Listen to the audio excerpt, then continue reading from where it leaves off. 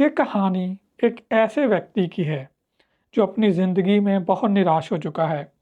उसके पास अब कुछ नहीं बचा, ना धन, ना इज्जत, ना अपना परिवार, ना दोस्त, ना रिश्तेदार। एक दिन वो क्या करता है कि शहर के सबसे ऊंचे पहाड़ पर चला जाता है और वहां से खुद को गिराकर खुदकुशी करने की कोशिश करता है। जब वो खुदकुशी करने ही वाला होता है, वहाँ पर एक बौद्ध भिक्षु आ जाता है और बौद्ध भिक्षु उस आदमी को टिक-टिकी लगाकर देखने लग जाता है। तो आदमी भी बौद्ध भिक्षु की ओर देखता है, आदमी भी उस बौद्ध भिक्षु की तरफ देखता है, आदमी की आँखों में आँसू आ जाते हैं। आदमी सोचता है कि वो बौद्ध भिक्षु उसे बचाएगा, लेकिन बौद्ध भिक्षु कुछ नहीं बोलता, बस वो आदमी की तरफ देखते रहता है। और देखते ही देखते आदमी को गुस्सा आ जाता है कि मैं मरने जा रहा हूँ और ये बौद्ध भिक्षु कुछ कह ही नहीं रहा, मुझे बचाने की कोशिश ही नहीं कर रहा। तो वो गुस्से में कहता है कि बाबा तुम यहाँ पे क्या कर रहे हो? तुम मेरी तरफ देखे जा रहे हो, तुम बोलते कुछ क्यों नहीं? तो बौद्ध भिक्षु हँसते हैं। बौद्ध भिक्षु के हँसने पर और गुस्सा आ जाता है। तो वो कहता है कि बाबा हँस क्यों रहे हो?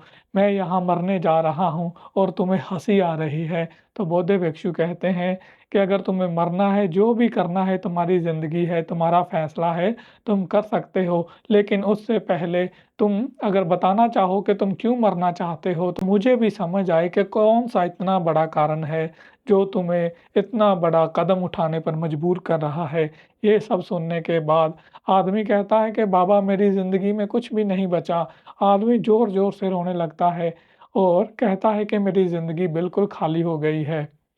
तो इस पर बौद्ध भिक्षु फिर हँसते हैं और कहते हैं कि तुम्हारी ज़िंदगी खाली नहीं, तुम्हारी ज़िंदगी तो भरी हुई है, क्योंकि जो आदमी रो रहा है, जो आदमी गुस्से से भरा हुआ है, उसकी ज़िंदगी खाली कैसे हो सकती है? जिसकी ज़िंदगी खाली होगी तो उसमें तो कोई भावनाएँ ही नहीं होती हैं। तुम तो भावनाओं से भरे हुए हो, तुम झूठ बोल रहे हो। वो आदमी को और गुस्सा आता है और कहता है कि बाबा तुम्हें लगता है कि मैं झूठ बोल रहा हूँ, चलो मेरे साथ मेरे घर पर चलकर देखो कि मैं कितना दुखी हूँ, मेरे साथ क्या हुआ है। तो बौद्ध भिक्षु कहते हैं कि चलो वहाँ पर बैठते हैं, तुम्हारे साथ भी चलूँगा, पहले मुझे ये तो यकीन दिलाओ कि तुम्हारे साथ सच में कुछ बुरा हुआ है, इतना ज़्यादा बुरा हुआ है कि जिससे तुम आत्महत्या तक करने के लिए मजबूर हो गए हो। अगर मुझे तुम्हारी कहानी में कुछ सच्चाई लगी, अगर मुझे तुम्हारी बात में दम लगा तो मैं तुम्हारे साथ चलकर देख लूँगा कि तुम कितने दुखी हो। लेकिन आओ वहाँ पर बैठते हैं आराम से और तुम मुझे अपनी व्यथा सुनाओ। आदमी कहता है कि चलो मैं आपको पहले व्यथा सुनाता हूँ, फिर ही कुछ करूँगा।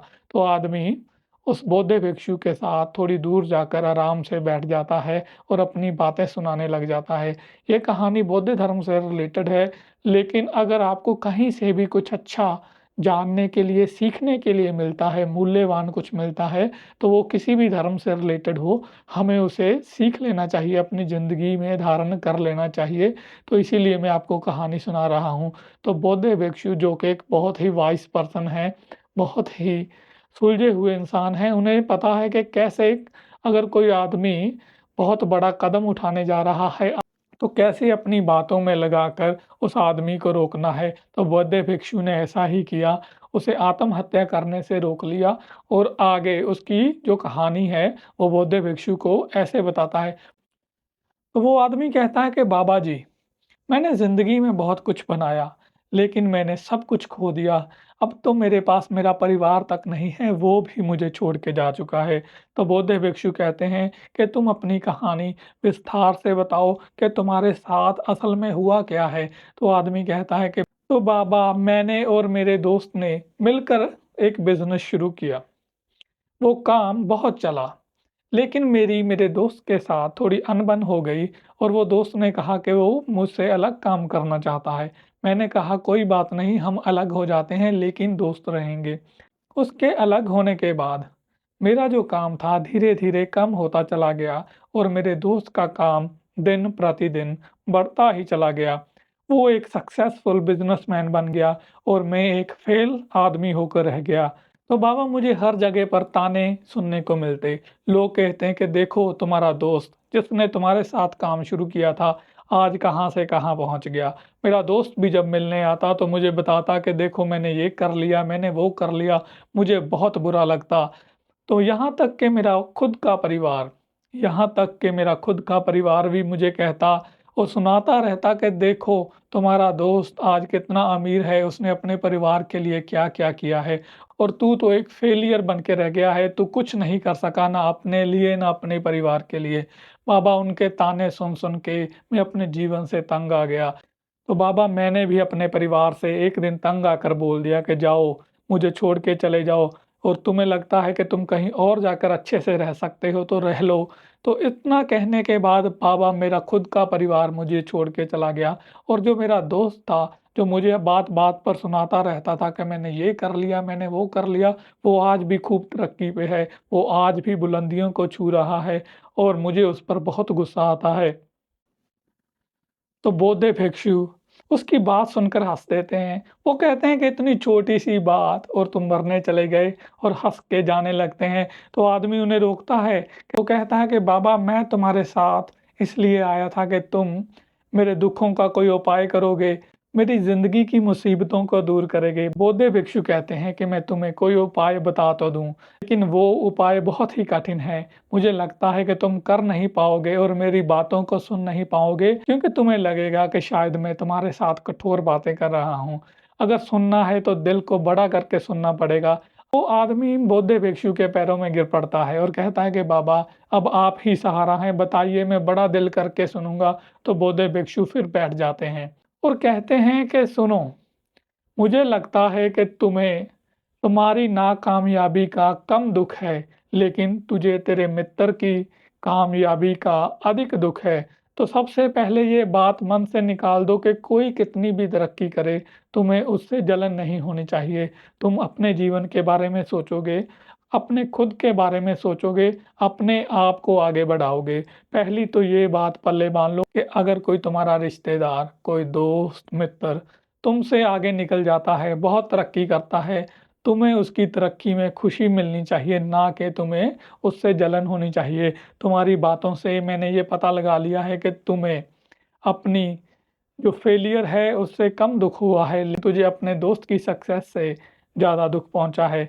ये बात मन से निकाल दो, जेलस को मन से निकाल दो, जलन को मन से निकाल दो, तुम्हारी आधी प्रॉब्लम्स अपने आप सॉल्व हो जाएँगी, तुम्हारा जीवन खुशी से बीतने लगेगा। ज़िंदगी हर पल सीखने का नाम है। तुम्हें जलन नहीं करनी चाहिए जब तुम्हारा कामयाब मित्र, जिसने बहुत पैसा कमाया है, जिसने खूब व्यापार फैलाया है, तुमसे आकर मिलता तो तुम्हें उससे खुशी से मिलना चाहिए था। वो तुमको क्या बता रहा था? वो तुमको चिढ़ा नहीं रहा था, वो बस चाहता था कि तुम भी कामयाब हो जाओ। तुम्हारी बातों से लगता है कि वो तुमको बता रहा था कि कैसे-कैसे करके उसने अपने बिज़नेस को फैलाया है। उसने कौन-कौन से तरीके अपनाए हैं, कौन-कौन से तरीकों में वो फ़ेल हुआ है और कौन-कौन तरीकों से वो कामयाब हुआ है और वो कैसे बिज़नेस को हर रोज़ दिन प्रतिदिन बढ़ा रहा है। तुम्हें उसकी बातों को ध्यान से सुनना चाहिए था। अगर तुम जलन को निकाल कर उसकी बातों को ध्यान से सुनते, तो शायद तुम भी कामयाब हो जाते। दूसरी बात, जीवन को हमेशा वर्तमान में जीना सीखो।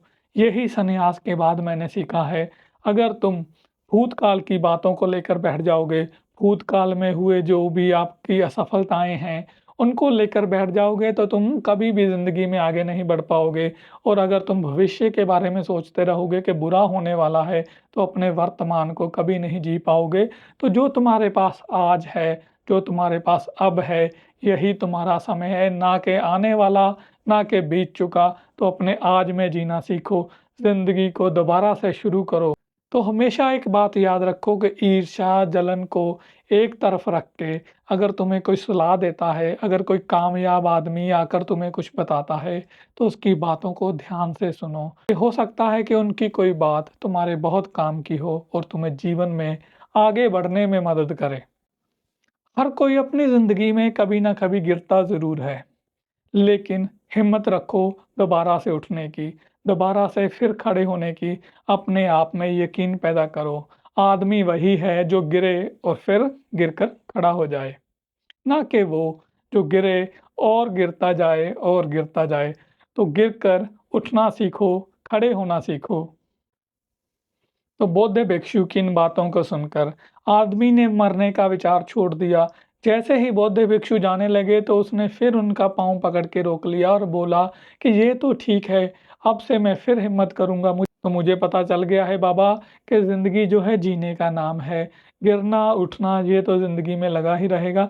लेकिन बाबा एक बात बताइए कि जो मेरा परिवार छोड़ के चला गया है उसका क्या हल है? तो बाबा हंस के फिर कहते हैं कि तेरा परिवार जो छोड़ के चला गया है, पहली बात मन में बिठा लो कि अगर तेरा परिवार, तेरे रिश्तेदार, अगर तुम उन्हें अपना समझते हो तो तुम उन्हें बात-बात पे सुनाना बंद कर दो कि मैंने तुम्हारे लिए ये किया, मैंने तुम्हारे लिए वो किया, क्योंकि ये बातें तो हम दूसरों के साथ करते हैं। अगर तुम अपने परिवार को अपना मानते हो तो तुम और तुम्हारा परिवार एक दूसरे से अलग नहीं हैं, वो तो एक हैं। अगर तुम एक हो तो अपने आप को सुनाना क्या? अगर तुम अपने परिवार को ही सुनाते हो तो तुम अपने परिवार को अपना नहीं मानते हो, बेगाना मानते हो। क्योंकि अगर तुम एक हो तो अपने आप को सुनाया नहीं जाता। जो भी किया जाता है अपने लिए किया जाता है। अगर तूने कुछ किया है तो अपने लिए किया है, ना कि किसी बेगाने के लिए। तो वो आदमी बड़े ध्यान से ये बातें सुन रहा था। उसे समझ आ गई थी कि अगर हम अपने परिवार के लिए कुछ करते हैं तो अपने लिए करते हैं, ना कि किसी और के लिए। तो वो कहता है कि हाँ बाबा, मैं अभी जाऊँगा, मुझे पता है कि मेरा परिवार कहाँ रहता है। मैं अपने परिवार को बाबा जी मना लूँगा और अपने साथ रहने के लिए फिर से पूछूँगा। मुझे पूरी आशा है कि वो मान जाएँगे और मेरे जीवन में साथ भी देंगे और मैं फिर से जीवन शुरू करूँगा, फिर से बिज़नेस शुरू करूँगा। ऐसे ही बौद्ध भिक्षु उस आदमी को शिक्षा देकर जाने लगे। वो आदमी फिर बौद्ध भिक्षु के पैरों में पड़ गया और कहने लगा कि बाबा जी, मुझे बता के जाइए कि आप मुझे दोबारा कहाँ मिलेंगे, क्योंकि ज़िंदगी में मुसीबतें तो आती रहती हैं, निराशाएँ तो आती रहती हैं। अगर मन में फिर से कुछ ऐसा आया तो मुझे आपका सहारा चाहिए, मुझे आपकी मदद चाहिए। इस पर बौद्ध भिक्षु हँसने लगे, कहने लगे कि मेरा कोई ठिकाना नहीं है, मैं आज इस शहर में हूँ, कल उस गाँव में हूँ, तो मैं यूँ ही दर-बदर घूमता रहता हूँ। इसीलिए अगर ज़िंदगी ने चाहा तो हम दोबारा मिलेंगे। लेकिन आदमी ने कहा कि नहीं, मुझे आपका पक्का ठिकाना चाहिए, मुझे आपका पक्का पता चाहिए। तो बौद्ध भिक्षु ने अपनी पोटली में से एक छोटा-सा बॉक्स निकाला और उन्होंने कहा कि जैसे ही तुम्हारी ज़िंदगी में फिर से निराशा आए, थोड़ी बहुत निराशा नहीं, बहुत ज़्यादा निराशा आए, जब तुम्हें फिर से ऐसा ही लगे कि तुम्हारी ज़िंदगी में कुछ नहीं बचा है, तो इस डिब्बी को खोल लेना, इसमें तुम्हारे सारे उपायों के हल हैं। तो वो बौद्ध भिक्षु उस डिब्बी को देकर वहाँ से चले गए। तो उस आदमी ने फिर से दोबारा काम शुरू किया, अपने परिवार के पास गया, उनको भी मना लिया, पूरा परिवार खुशी-खुशी रहने लगा और कुछ समय के बाद उस आदमी का काम फिर से चल पड़ा। उस आदमी का शहर में बड़ा नाम हो गया, अब वो किसी के साथ जलन नहीं करता, कोई उससे आगे निकल जाता तो भी नहीं। जीवन इतना अच्छा चल रहा था ना, अचानक से फिर क्या हुआ कि फिर से बिज़नेस में घाटा पड़ गया। फिर से लोग उससे निराश रहने लगे, फिर से सर पे कर्जा चढ़ गया। बिज़नेस धीरे-धीरे कम होते-होते ना, जो नया बिज़नेस था वो भी बंद हो गया। कुछ ही साल खुशी के गुज़रे थे। तब उस आदमी को उस भिक्षु की बातें याद आई। उसे लगा कि वो भिक्षु ऐसे ही सब कुछ कह गया, ये तो मेरी किस्मत थी। मैंने अपने ज़ोर से, अपनी मेहनत से, अपनी किस्मत से सब कुछ किया और भिक्षु की बातें उसे याद आ रही थीं और उसे गुस्सा भी आ रहा था कि ऐसे-ऐसी बातें उसने की और कहा कि मैं फिर कामयाब हो जाऊँगा। कामयाब तो हुआ, लेकिन थोड़े समय के लिए ज़िंदगी जो है मेरी मेरे से निराश है। मैं कभी खुश नहीं रह सकता। तो आदमी का मन जो था ना फिर ऐसी ही बातों से भर गया। फिर आत्महत्या तक के विचार उसमें आने लगे, क्योंकि जो आदमी का मन होता है बहुत ही चंचल होता है, बहुत ही जल्दी बदल जाता है। तो वो आदमी जो कभी उस भिक्षु की प्रशंसा करते नहीं थकता था, आज उसी पर गुस्सा हो रहा था। तो वो बहुत ही निराश रहने लगा, बहुत ही दुखी रहने लगा। तो एक बार उसके मन में फिर ख़्याल आया कि उस भिक्षु ने एक डिब्बी दी थी। तो उसने सोचा कि क्यों ना उस डिब्बी को खोल के देख लिया जाए। क्या पता कोई काम की चीज़ निकल आए, क्या पता उसमें से कोई पैसे निकल आएँ या कोई हीरे निकल आएँ, जिससे मेरा जीवन जो है फिर सँवर जाए। जैसे ही उसने डिब्बी खोली तो उसमें एक कागज़ की छोटी-सी पर्ची थी। आदमी को देख के बहुत निराशा हुई और उसे लगा कि बौद्ध भिक्षु उसे बुद्धू बना के गया है। उसे लगा था कि उसने कुछ बहुत ही मूल्यवान चीज़ रखी होगी इस डिब्बी में, लेकिन ये तो एक कागज़ है। और आदमी ने जैसे ही वो कागज़ को खोल कर देखा, उसमें कुछ लाइनें लिखी हुई थीं। तो उस कागज़ पे लिखा था कि जब तुम ये कागज़ खोलोगे तो तुझे मुझ पर बहुत गुस्सा आ रहा होगा, तुझे लग रहा होगा कि मेरी सारी बातें झूठी हैं, लेकिन ऐसा कुछ भी नहीं है, क्योंकि जो मैं बोल रहा हूँ और जो मैंने तुमको बोला था, वही जीवन की सच्चाई है। मुझे पता है कि तूने ये डिब्बी इसलिए खोली है कि तुम जीवन में फिर निराश हो चुके हो, जीवन में फिर फ़ेल हो चुके हो। तो मैं आपको बता दूँ कि जो जीवन है, ऐसा ही है। जीवन कभी नीचे जाता है, कभी ऊपर की ओर आता है, कभी भी ये ऐसी सीधी लाइन में नहीं चलता। सीधी लाइन में तो तभी चलता है जब आपका जीवन, जीवन ही नहीं रहता, जब आप मृत्यु को प्राप्त हो जाते हैं।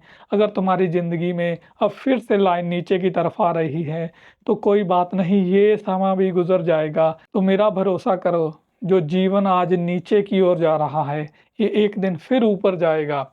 और तुम्हें अपने आप में खुद में यकीन रखना होगा। यही मेरी शिक्षा है, यही कागज़ में लिखा है कि ज़िंदगी में निराशा को कभी धारण नहीं करना है। अगर दुःख का समय भी आता है, तो हमेशा आशावादी रहना है। पता करना है कि गलतियाँ कहाँ हुई हैं, उन गलतियों को सुधारना है।